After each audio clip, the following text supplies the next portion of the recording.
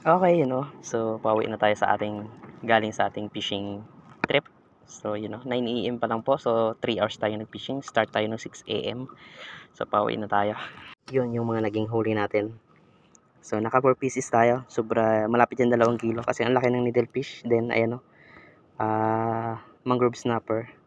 So, yun, hindi ko akalain makahuli tayo ng mangrove snapper dito sa area na to. Kasi nga malayo sa ilog. Akala ko sa ilog lang talaga.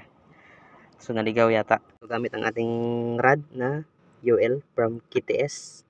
Then, reel, Kasking Megatron na 3,000. Din mainline po natin dyan, 8 pounds. Then, nakadali ng, ayan, mangrove snapper. So, 25 gram na slow jigging lure. Then, ayan, nakadali sa tatlo yung sinking minnow natin na 6 gram, 6 cm na yellowhead hipon lure.